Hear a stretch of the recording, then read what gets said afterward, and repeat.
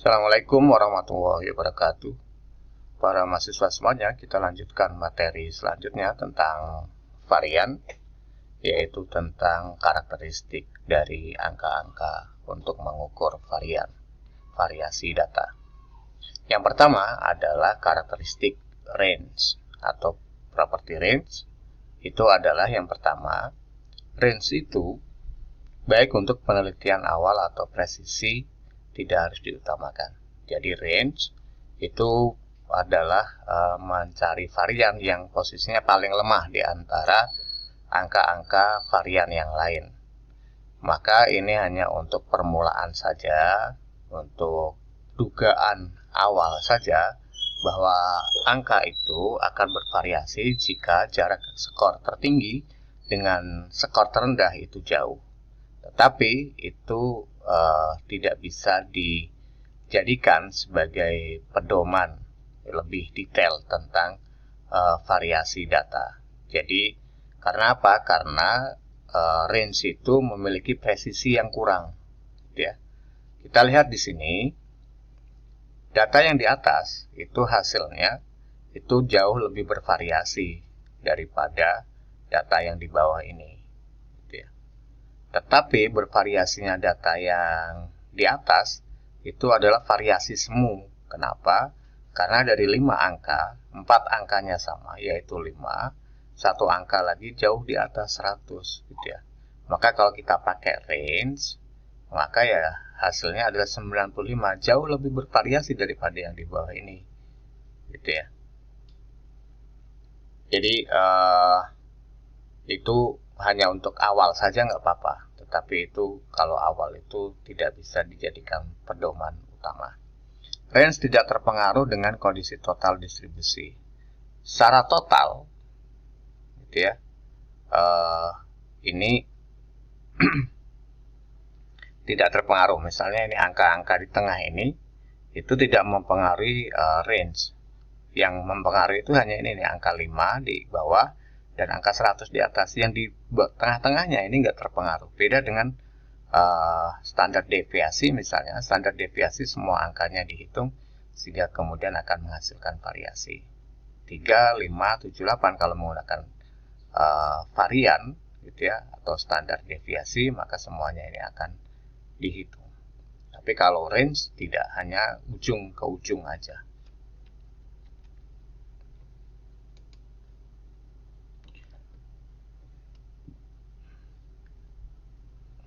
Angka variasi atau angka untuk mengukur variasi yang kedua adalah semi-interquartile range.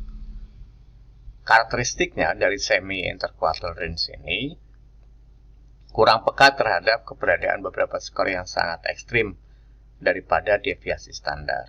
Misalnya yang ini, kalau kita pakai kuartil 1 dan kuartil 3 sebagai jarak untuk mengetahui variasi data, gitu ya. Ini SI interkuartil 1 itu 5, kuartil 3 itu 5.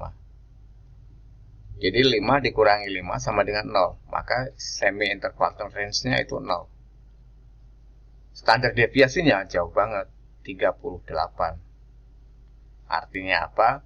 Satu angka untuk menunjukkan variasi data yaitu standar deviasi, hasilnya sangat tinggi 38, sementara SIR-nya itu 0. Itu berarti ada ketidakkonsistensian antara satu pengukuran variasi dengan pengukuran yang lain. Sementara kalau kita lihat di sini, SIR-nya itu adalah 2,5 gitu ya. Sementara SD-nya 2,9. Artinya di antara dua pengukuran varian ini itu memiliki angka yang tidak jauh berbeda. Gitu ya. Maka data ini memang benar-benar bervariasi. Gitu ya. Variasinya memang sesuai yang ada di dalam distribusi itu. Sementara kalau yang di atas ini variasinya variasi semu. Gitu ya. Jadi tidak peka terhadap keberadaan angka ekstrim. Ini angka ekstrimnya. Jadi kan Q3-nya di sini, Q1-nya di sini. Berarti yang 100 mah nggak dihitung. Gitu ya. Nah, itu apa? Kelemahan ya. Sebenarnya karakteristik di sini yang dibahas itu kelemahannya semi interquartile range. Yang ketiga dari angka variasi data itu adalah standar deviasi.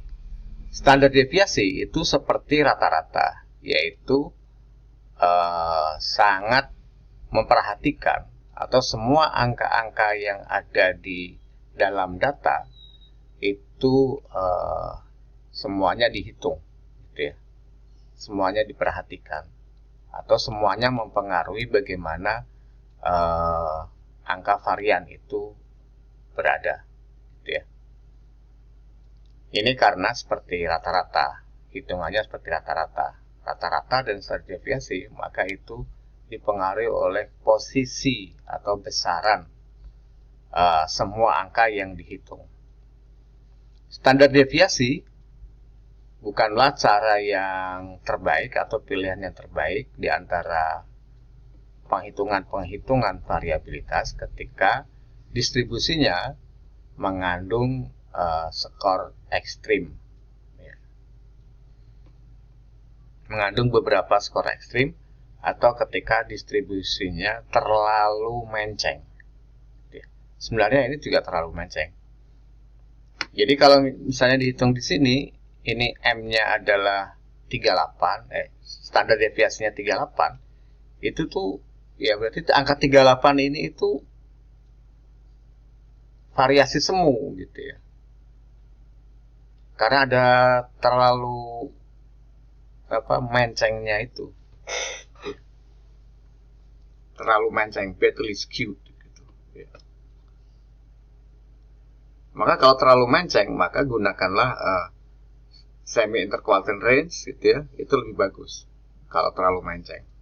Tapi kalau tidak menceng, maka pakai apapun nggak masalah. Pakai semi interquartile range, pakai standar deviasi tidak masalah kalau dia distribusinya tidak menceng atau tidak atau normal, itu nggak masalah. Pakai ukuran variabilitas yang manapun itu nggak masalah kalau datanya tidak menceng. Kalau menceng, maka pakailah semi interquartile range, itu lebih bagus.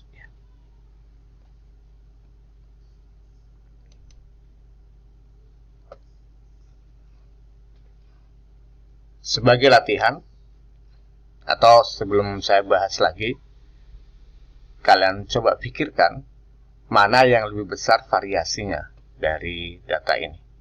1, 2, 3, 4. Oke, coba perhatikan mana yang lebih besar variasi datanya.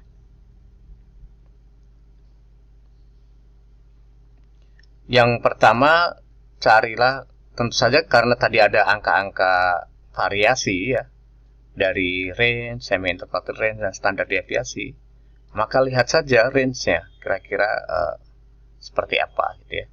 1 ke 8 range-nya 7. Ini belum dihitung secara detail ya. Untuk awal-awal saja sih boleh pakai range.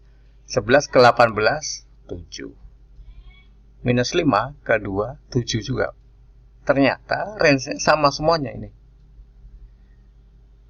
Karena sama semuanya, kemungkinan standar deviasinya atau variasinya itu sama.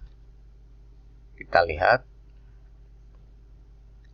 1 ke 3 itu bedanya 2, 3 ke 5 bedanya 2. Di sini 11 ke 13 2.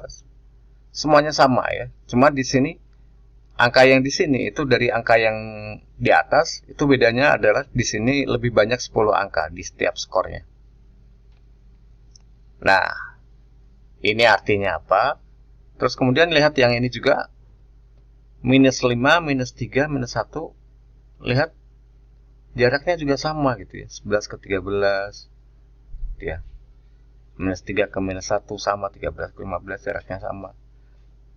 Maka 3 data ini itu variasinya sama ternyata ya. Cuman ini beda besaran angkanya saja, atau bisa dikatakan angka yang di atas ini itu ditambah dengan angka konstanta. Angka yang dimana semua angka itu ditambahkan dengan angka konstanta, yaitu angkanya di sini 10. 1 jadi 11, 3 jadi 13, 5 jadi 15, dan seterusnya 8 jadi 18. Semua angkanya ditambah dengan angka yang sama atau ditambah dengan konstanta 10, maka variasinya akan tetap. Demikian juga dengan angka yang dia dikurangkan dengan angka konstanta. Di sini dikurangi 10. Di angka yang paling atas dikurangi 10. Maka juga hasilnya akan sama semua. Ya. Dan variabilitasnya juga sama. Pakai standar deviasi akan sama, pakai range sama. Ya, pakai interquartile range ya kemungkinan juga sama. Nah, yang beda adalah yang di paling bawah ini. Dia paling tinggi variabilitasnya. Angka yang di bawah ini dia dikali. Dikalikan 1 dikali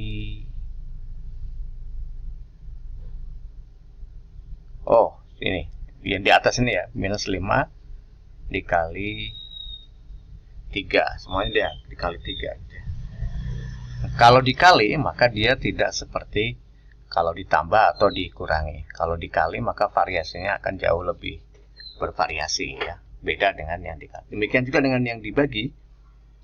Kalau dibagi, variasinya juga akan berbeda ya, dibanding dengan ditambah atau dikurangi. Artinya, kalau sebuah distribusi, semua angkanya ditambah dengan konstanta atau dikurangi dengan konstanta, maka variasinya akan tetap. Tetapi jika data itu, angka-angka yang ada di situ dikalikan atau dibagi dengan angka konstanta yang sama, maka hasilnya akan berbeda variasinya. Kalau dikali dengan konstanta, maka variasinya akan jauh lebih bervariasi, gitu ya. Sementara kalau dibagi, variasinya akan lebih kecil, gitu ya.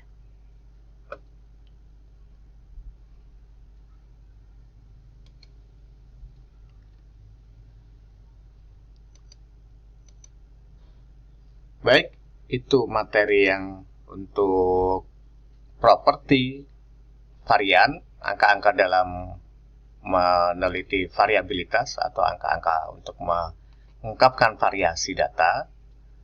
Cukup demikian, kita akan lanjutkan di materi video selanjutnya, yaitu skor Z.